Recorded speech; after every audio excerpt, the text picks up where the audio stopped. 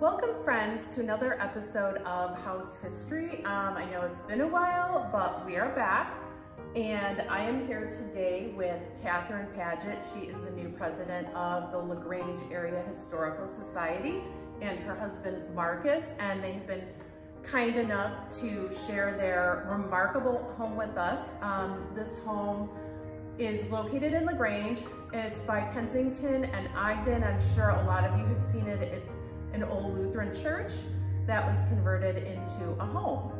And it's just really unique. And thank you so much, guys, for sharing it with us. I'm so excited to do this segment. And I just want to start by asking a little bit of the history of this home. And like, when was the church established? And how old is this structure? When we first researched the history at the Historical Society, because they have a folder on every home, there was some discrepancy as to what exactly the year was. We found two different years, and it turns out that the foundation was built originally, and they put a roof over it, and they started services downstairs, and I think that was 1885. Oh, okay. And then they built the rest of the church on top of that over the next subsequent years, so that was into 1897 is what they attributed to. Okay. And was it the same church, or did it like change hands? No, it was the same church until it was Grace Lutheran until 1928 when they built across the street a much larger church because they had outgrown this one. Okay. And then when was the transition of this from a church to a single family residence? That would have started in 2006. So the church between 1928 and 2006 went through a lot of different changes in different denominations. And the church that was in here last in the 2000s had gotten down to where they said they had 8 people left in the congregation and they couldn't afford it anymore. So the building was shut down. They were looking for what they're going to do with it. Yeah. Somebody bought the house then, I believe in 2006. They spent a year or so and rehabbing it, got it rezoned to be residential, which is good. Otherwise, it probably would have been torn down if they hadn't done that. Right. Now, when did you guys acquire it? Well, Marcus purchased the church in 2012, and I didn't get here until 2016 when we got married on the front stairs of the church. Aww. So it's very special to us. Right? That's gotta be, that was something to see, right? Oh, for sure. It was quite a spectacle out there. Yeah. And so you guys have been here ever since. Now, did you do the renovation in here, or was that No, the woman who bought the church back in 2005 or 6, she had a designer work with her and a project manager, Dave Ruzich from Western Spring, or Dan Ruzich. And he actually worked with the project on the theater as well, and some other historic restorations. And so together, they all came and decided they're going to strip out all of the common walls that were just plaster, bring it back to some of the original look as far as like the rafters here. Yeah. Some things that were covered because that is what you did back then. Right. Worry about the missing bell. So I was, of course, so excited to actually live somewhere where there's a bell tower. Yeah, right. So we climbed to the bell tower, and lo and behold, there's the beam, but no bell. Oh. So the mystery of the bell was like, where did it go? How could you get a bell out of here? Right. How easy could that have been? And the reality is we don't know how they got it actually out of here, except maybe down through a shaft. But it's across the street at the Grace Lutheran Church. That's on Kensington, on the northeast corner. So it didn't go too far. No, it didn't go far. And that's where most of the church pews were. When we saw pictures of the church, there were, I believe, 14 church pews here originally. So it was small. We have one of them, and the rest of them are across the street at Grace Lutheran Church also. Good. So they found a proper home, and that's very nice. Right. Well, I'm glad they can save those pieces. And she didn't get to ring the bell. I got to ring the bell.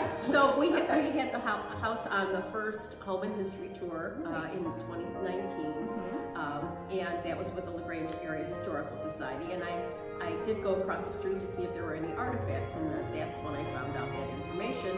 And the pastor at that time says, well, do you want to ring the bell? So that was being thrilled at 3 o'clock in the afternoon on a Saturday. Well,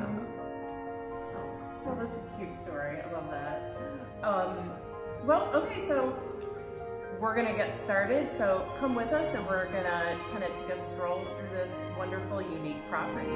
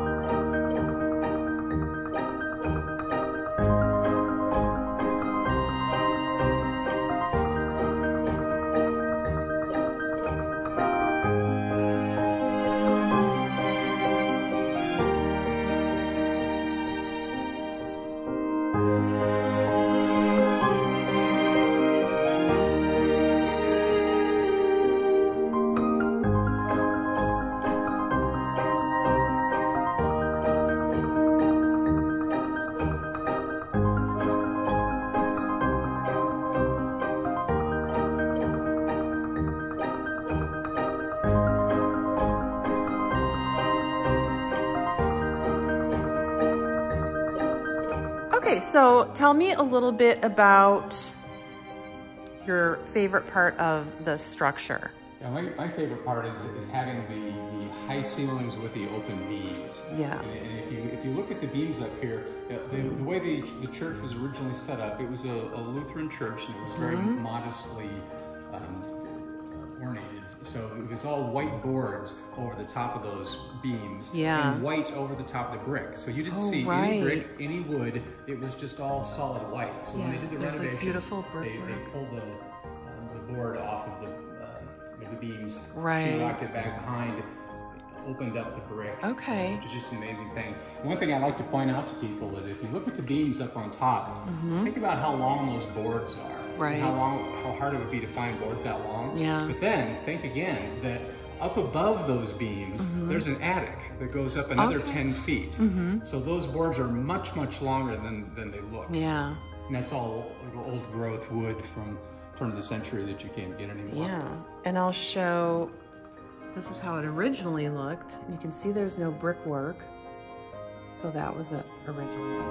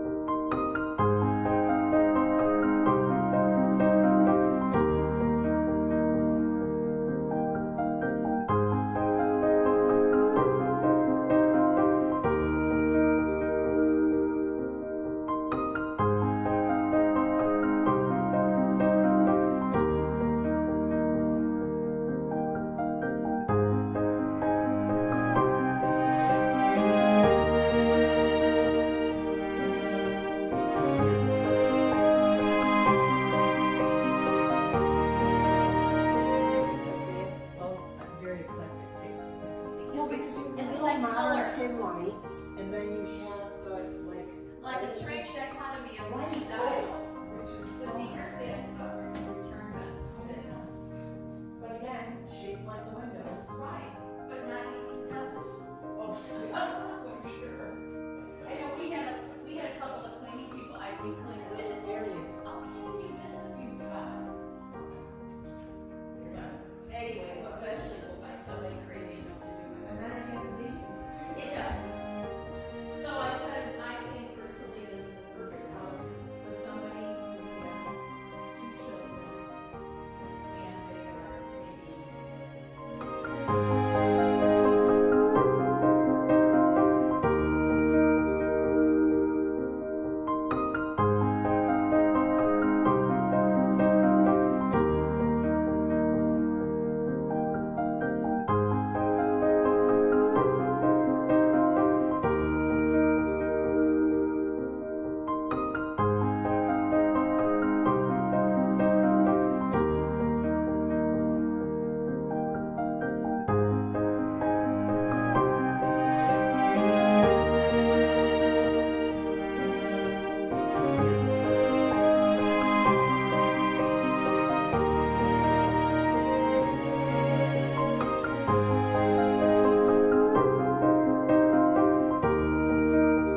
kitchen here, and then extended this loft over to make the master bedroom. Okay, so this is how the house looked when it was a church. And then I'm gonna go up and show you how we have a wall put in and the kitchen. And the ceiling here was added on because the choir loft ended here.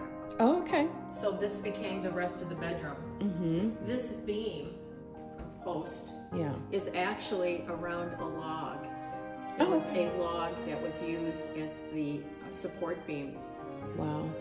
So that it's a very telling story there. Yeah, right. And it's very functional for being a galley kitchen. Mhm. We host parties, like I said, for up to 60 people, Mhm. and we've never had a problem. Yeah. Very good flow and a lot of workspace. Right. And the tile that was chosen in theme with the stained glass in the windows. Mm-hmm. So it was the squares and the same colors that you see in the stained glass. And also the pendants. And the pendants also, yeah. So you can see it kind of matches with the windows. So pretty. Yeah, it kind of shimmers too. You can't really see it too much now, but That's that's what the candles are. you know, and what we So do. the size of that is racks, all these giant sheets of veneer. Wow. I I know it's very difficult, Windows such especially to find like this here, like, because you could use it as like a buffet So for we a found his lot furniture, of we found his people, furniture you know, maker, I and described to him what he was doing, he says, oh yeah, I can do that. that is neat. Plus, he turned out to be, he's like, we've been trying to find something that had leaves because we don't need a giant formal living room dining table. 2 penguins that were different than the rest. They were blue ones, or he was experimenting with this cobalt glaze. And so I got this is the one light fixture we changed. That when the one that was in there broke, we were like looking for something really cool and found that. Tower lighting. Tower lighting. They import hand blown stuff from Italy. And